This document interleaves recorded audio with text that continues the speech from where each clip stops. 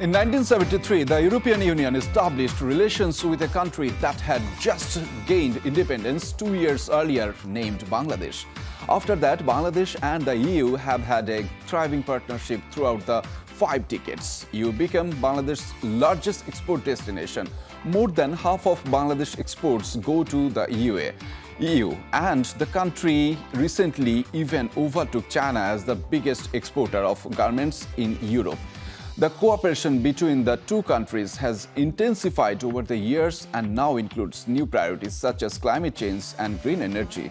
Moreover, there is so much more that can still be done with regard to future cooperation.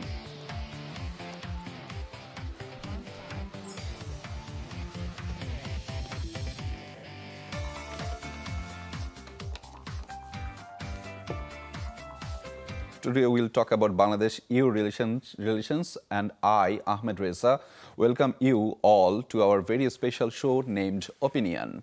Ladies and gentlemen, and for the discussion today we have a special guest among us, His Excellency Charles Whitley, the Ambassador of the European Union to Bangladesh. Your Excellency, welcome to our show. How are you? Thank you. Very well, Richard. Nice to be here. Excellency, I have a number of questions to ask to you, and I'm very eager to ask to you that you know that this year we are celebrating the 50th anniversary of the relationship between Bangladesh and the European Union. How do you evaluate this relationship in terms of partnership and friendship? Well, first of all, it's come a long way in 5 decades. I mean, you mentioned some of the facts about our relationship. I think it's seen huge, impressive growth in terms of trade and investment, especially trade. As you said, Bangladesh has now overtaken China again and become the largest exporter of garments to the EU. This is testament to the health of our trading relationship. But there are so many aspects of that relationship that are now developing very quickly. I think, 2 or 3 decades ago, we were in a relationship of development partner with Bangladesh, where a lot of the focus was on how can we support the development journey of Bangladesh.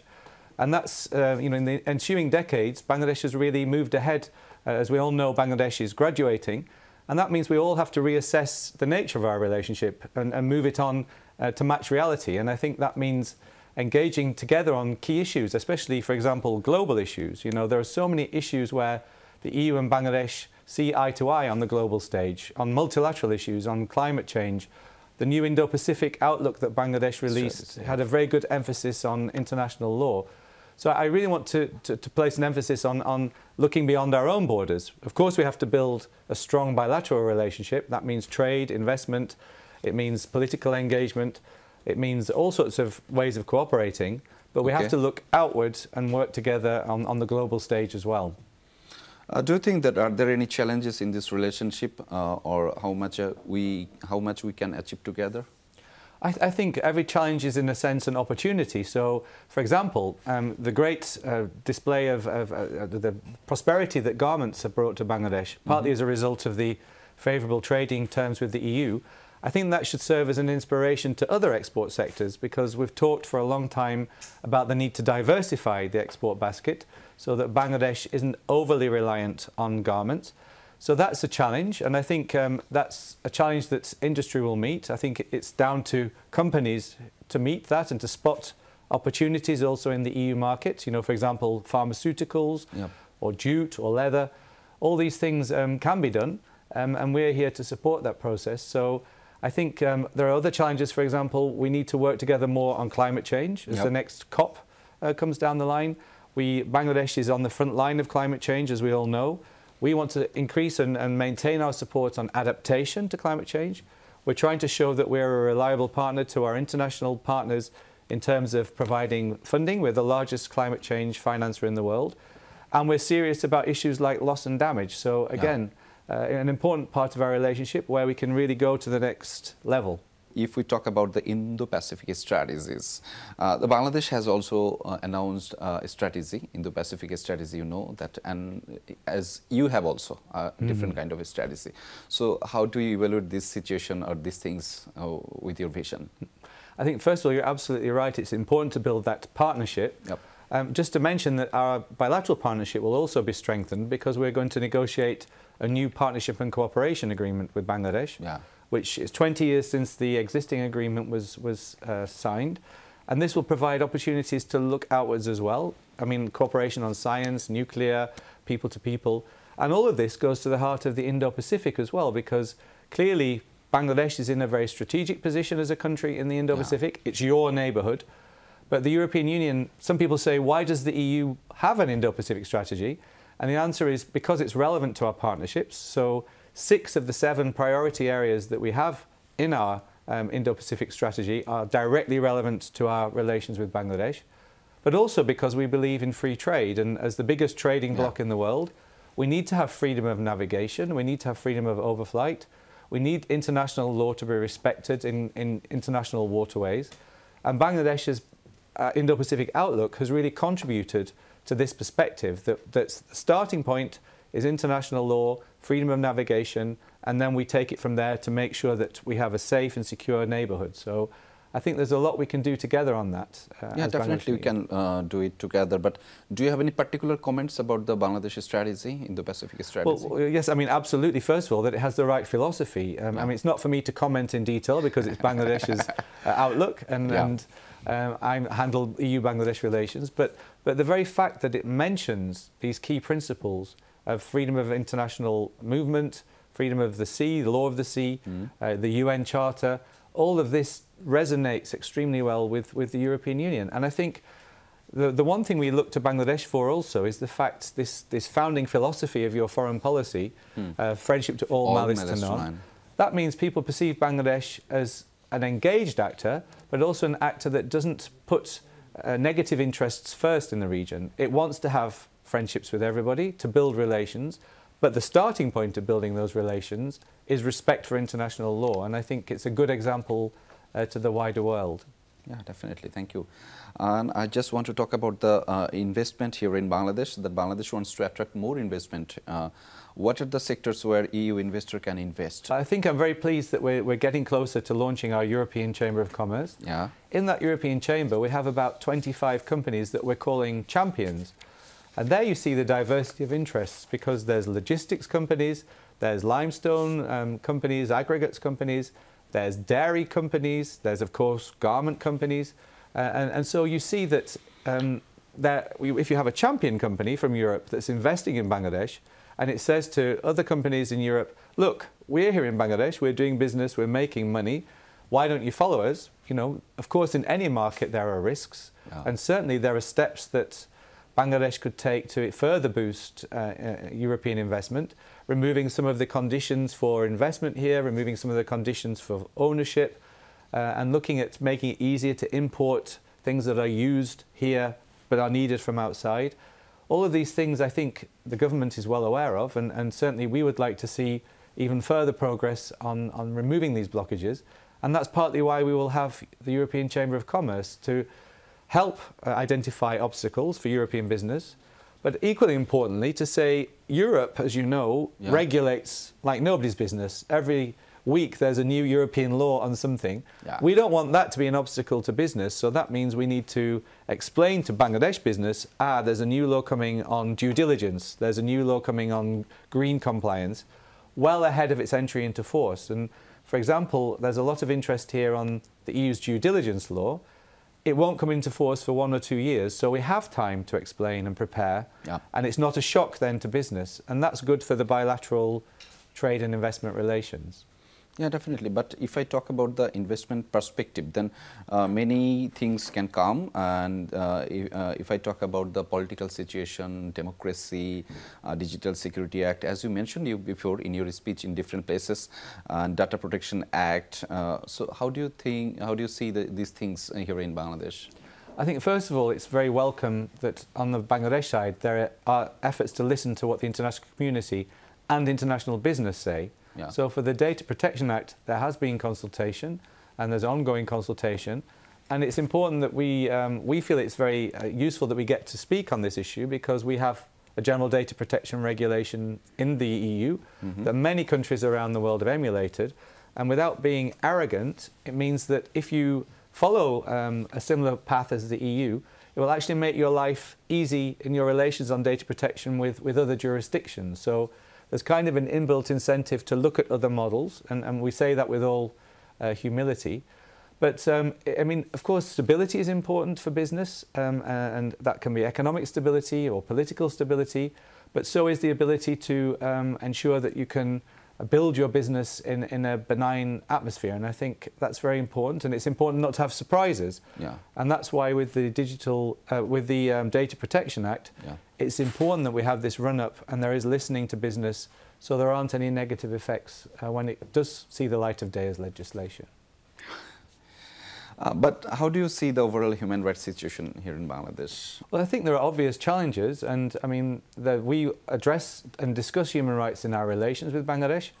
As we negotiate this partnership and cooperation agreement, our next generation agreement, yeah. we have over 100 bilateral agreements around the world. Some of them aren't as important as the one we will negotiate with Bangladesh. We have that with fewer countries.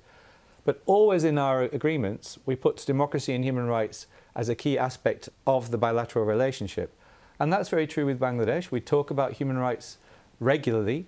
We engage with civil society here. So every week I'm meeting with civil society to discuss what they're working on, what their priorities are, and to make sure that civil society, it's important to ensure the space is there for civil society to thrive. And I think we're supporting with funding as well civil society.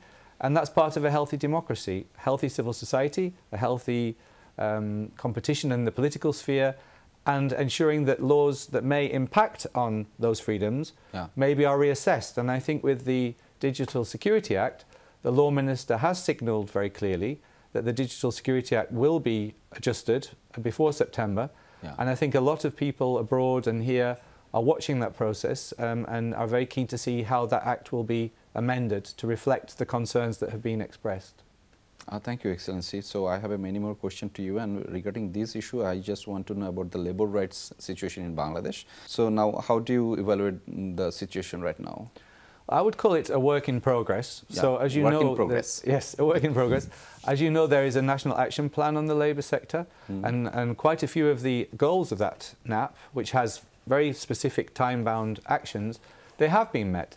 In some areas, there's a bit of lag in terms of fulfilling the time-bound commitments, but I think there's a clear concentration by the government, by trade unions, by civil society on where further work is needed, including, for example, finalising reform of the labour laws. So we have regular engagement. We're very pleased and welcome the fact that the government does a report every 6 months on where progress has been made in the labour sector, and we will have a team coming in September which comes regularly to discuss labour rights with all stakeholders. Okay. So we get a full picture through our discussions with the government, civil society, business, buyers, and I think there are many issues on the table where actors, not only the government but international business, the buyers, the factory owners, they have a role as well. And we've seen such great progress in terms of climate, in terms of green compliance. I think we need another push to make sure that labour compliance also showcases Bangladesh to the world, because Bangladesh is an environmental showcase with the number of LEED certified factories, and it can also be a labour rights champion. And hopefully, by carrying on with the implementation of the NAP, that can be a reality. Excellency, can you mention about the key features? What are you looking for here in Bangladesh regarding labour rights issues? Well, they're all set out in the NAP. It's the issues like trade union rights, it's EPZ conditions, it's child labour with a pledge to abolish child labour by 2025. The ILO, of course, is very active on some of these issues. Yeah, exactly. So, I mean, I think the document is over 60 pages long, so I can't itemise, unless you have a very long interview in mind, I can't itemise all the provisions, but in broad terms, it means a better deal for workers, and more acknowledgement of rights that have been agreed to through the ILO conventions. So none of this is a mystery. It's all there in the ILO conventions on minimum wage, on child labour, etc. And it's a work in progress, as I say. And there is progress, and that progress, I'm very confident, will continue. Yeah, thank you, Excellency. We will discuss about this issue later. But before that, we have to take a break. Dear viewers, we are having a short break. Please stay with us. We will come back as early as soon.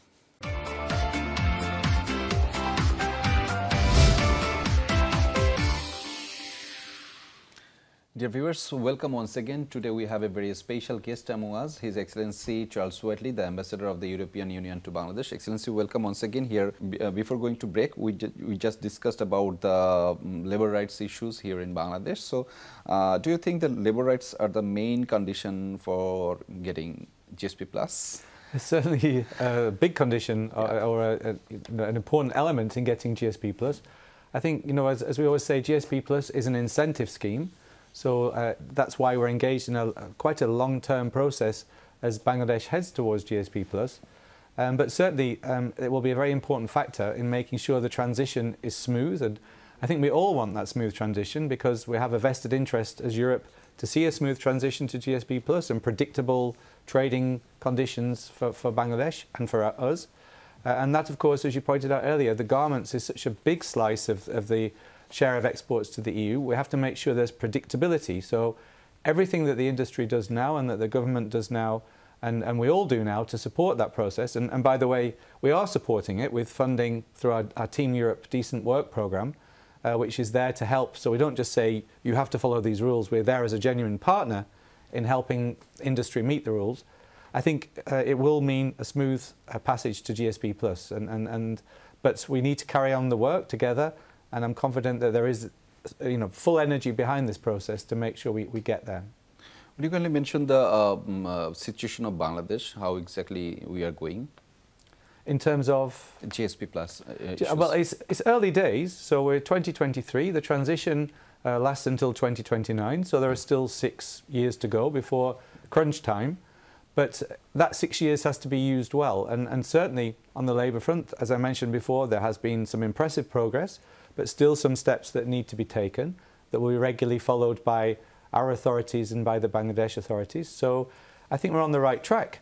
And there's still 6 years, and there are many planning committees, as you know, to manage the graduation, because it's not just about our relations, it's about Bangladesh's relations with many other trading partners as well.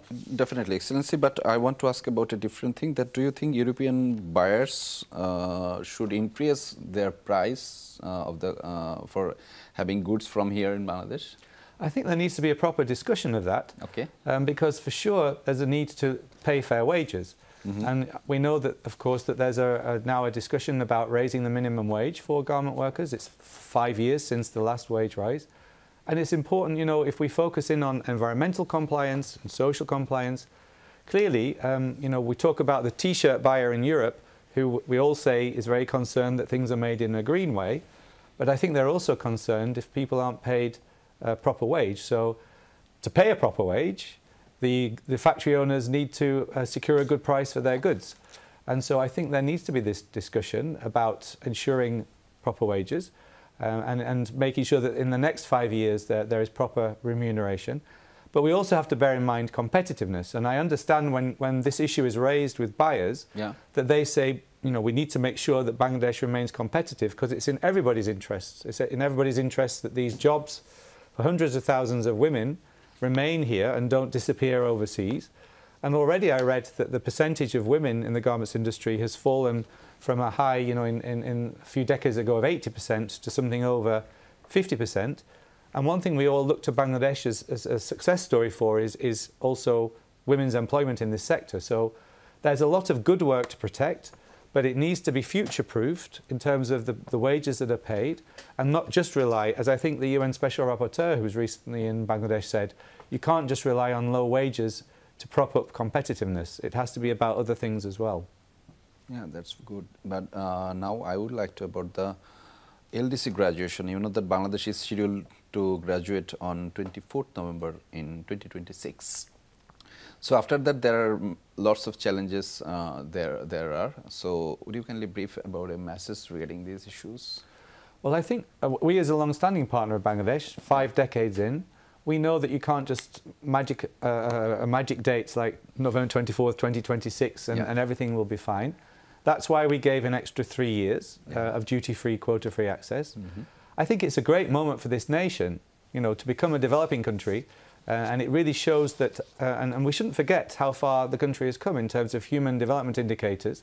And that's through Bangladesh's own efforts. I mean, of course, with the support of international partners, but through Bangladesh's own efforts to really mobilize government, civil society over those decades You know, you look to the fact that this country has the largest civil society organisation in the world that actually delivers support to foreign countries. So this is a Bangladesh success story, and I hope I can be in Bangladesh on November the 24th to celebrate, but also we need to look to the transition to make sure that success story continues.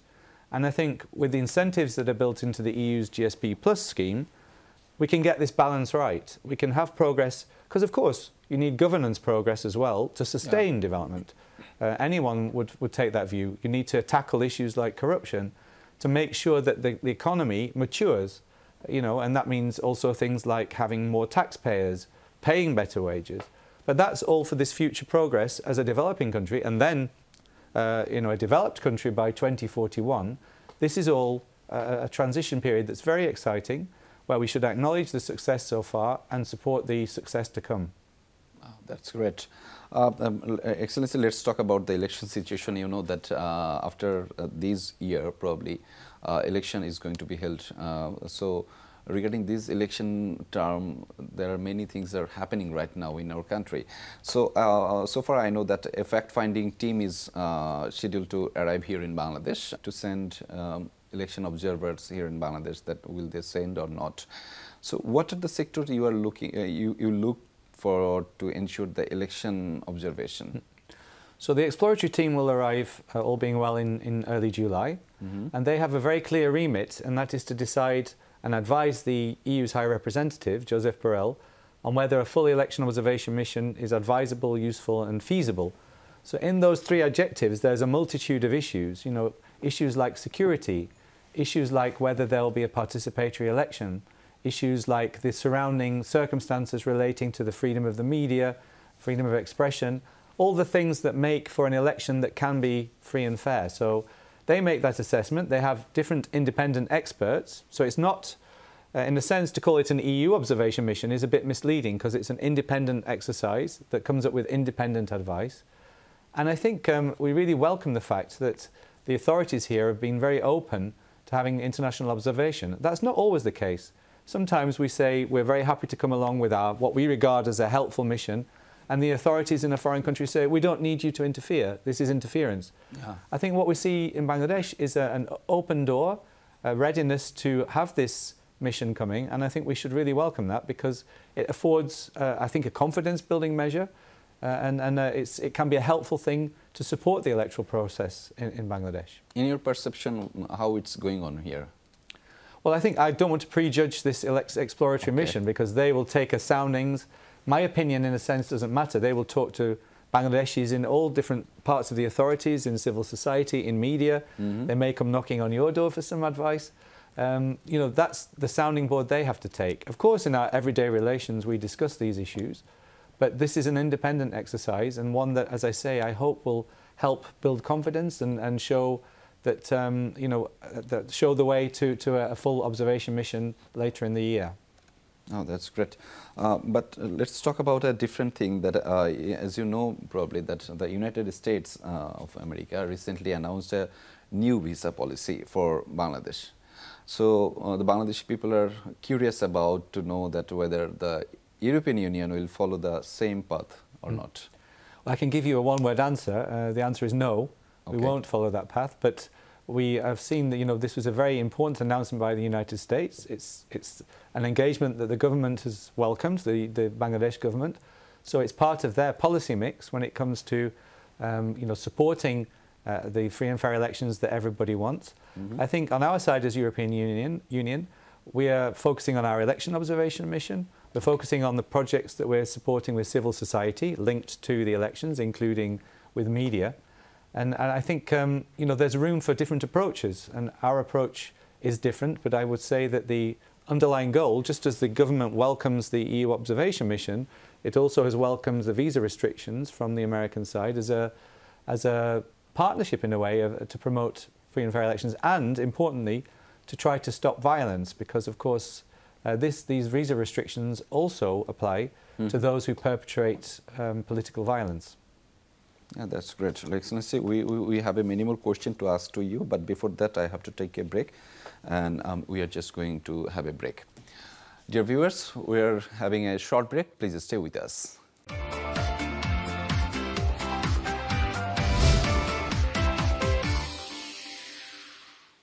Dear viewers, welcome once again. You are watching a show, very special show of ours named Opinion. And here with us, a very special guest with us, His Excellency Charles Whiteley, the Ambassador of the European Union to Bangladesh. Excellency, welcome once again. Thank you. At our show. And we discussed about many things, but now I just would like to know about the Ukraine-Russia war impacts here in Bangladesh.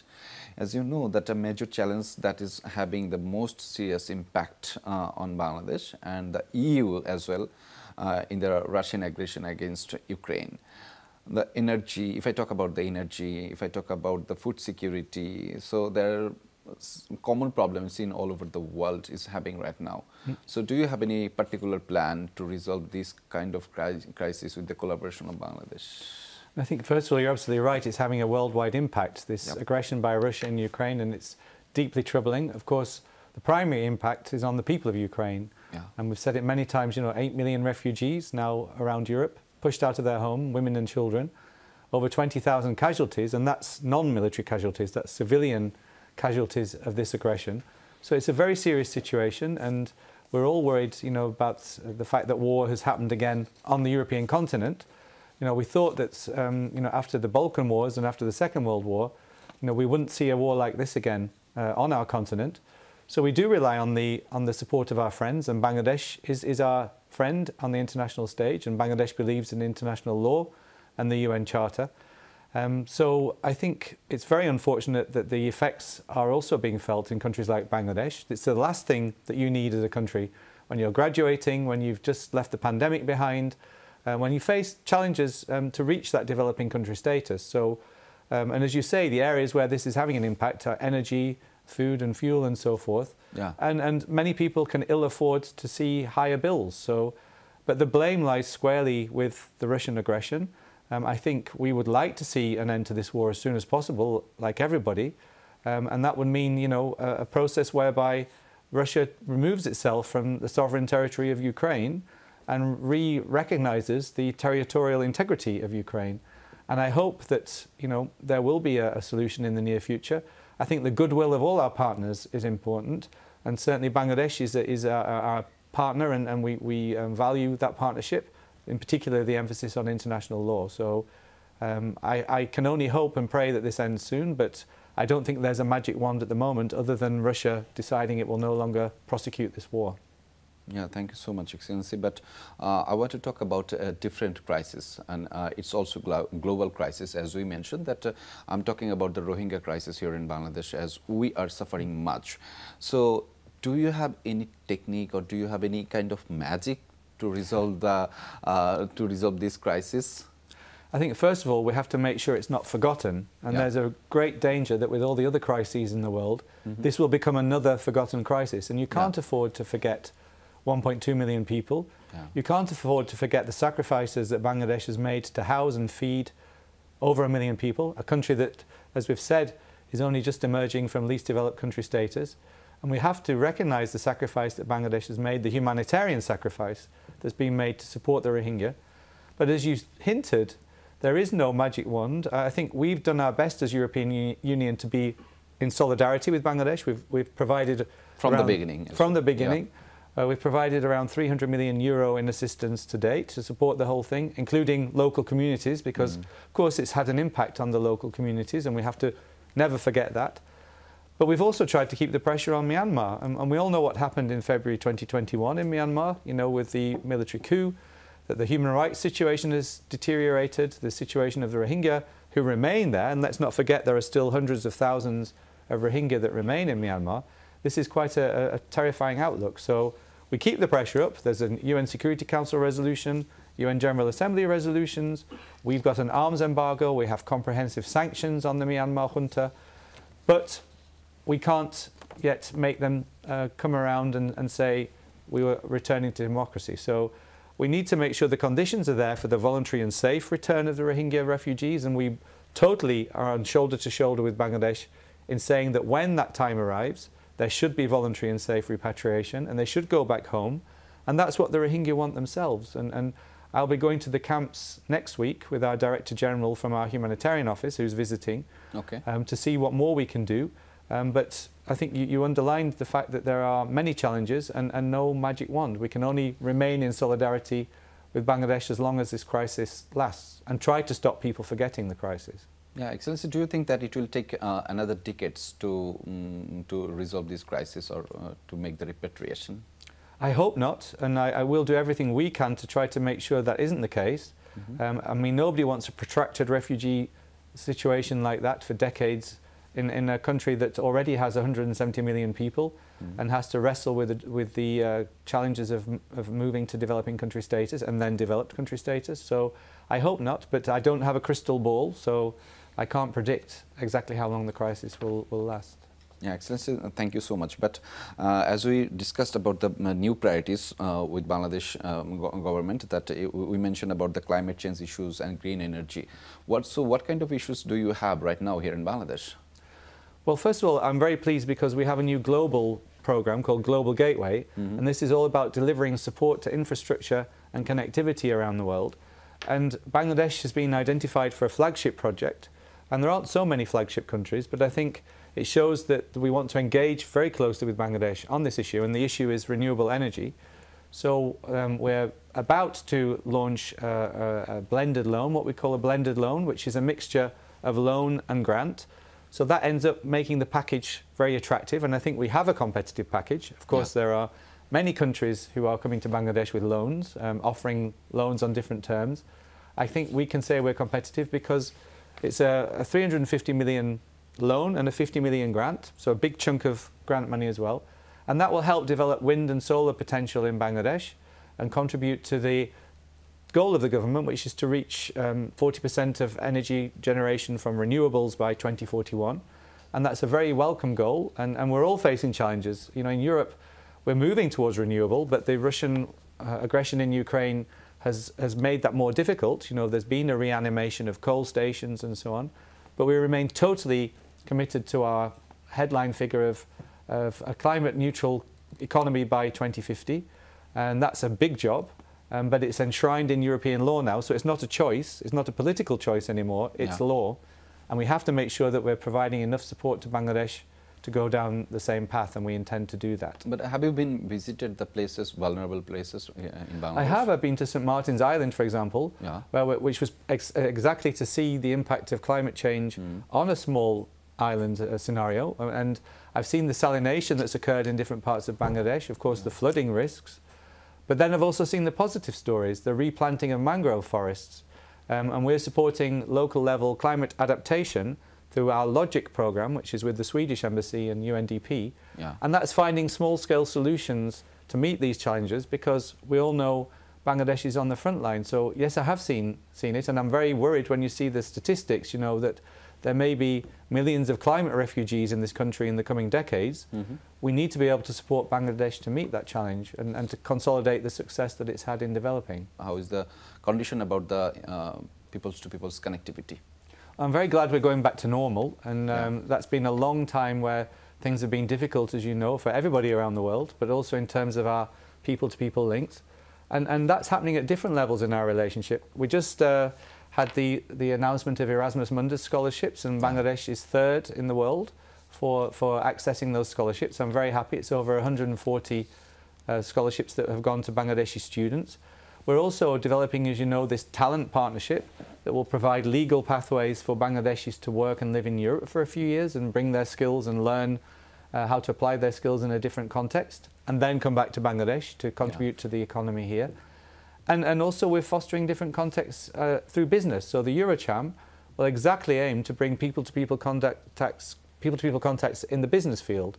So on all these areas, you know, that exchange is increasing. And when the new airports terminal comes online, and with all this new infrastructure that's coming, I'm convinced that more and more tourists will come to Bangladesh. You know, if the airport in Cox's Bazar, when that's you know, expanded, these will bring in tourists when the infrastructure makes life easy for tourists to come. And I think Bangladesh could well be in the future a tourist hotspot. You have the Sundarbans, the Bengal tiger, you have the wildlife, you have the friendliness of the Bangladesh people. I mean, I have to say, I walked home at 11 o'clock at night 2 days ago from a restaurant, and 4 people said hello to me in the streets, you know, total strangers, and you don't get that in many cities. So when people get a taste of that friendliness, I think they'll be coming to Bangladesh in great tourist numbers.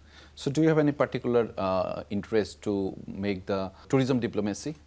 I think we can. I think Bangladesh is doing that for itself. There have been different campaigns in Europe. I remember 20 years ago there was a campaign, as you may recall, saying come to Bangladesh before the tourists come. Okay. And I think now probably the message has changed, and in a sense Bangladesh is showcasing itself. You know, there was the business summit, the CNN special programs on Bangladesh. So more and more people I know are saying, actually I'd like to come and see Bangladesh as a businessman, as a tourist, or as just somebody who's curious about the culture here. So I think there's a lot to play for in terms of the future of tourism here. Thank you, Excellency. And my question is about the now media development. As European Union work with a different stakeholder, so do you have any particular choice or interest to work with the media people or for media development? Absolutely. We have a program coming on stream ahead of the elections to support the media as you prepare for the elections, and so that will be we'll be announcing more details of that in due course. But in general, we want to engage more with the media because I think it's a healthy thing. And we have a visitor program to Europe. It's not a very large visitor program compared to some other countries, but I hope we can expand that because I think it's also useful for Bangladeshi journalists to get to know the EU system, which is very complicated.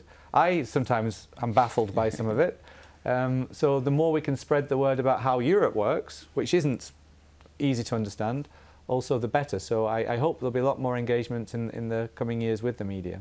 Yeah, thank you, Excellency. But Excellency, I just want to share with my viewers a very interesting thing that Excellency Charles Whiteley knows Bangla very well. No, yeah, so I just want to hear some Bangla language or Bangla lines from you. My Bangla is not good. I'm learning, and my teacher is often exasperated. But I overuse the word shundor, so I'm often saying ki shundor ful. Ki shundor kukur, ki shundor biral.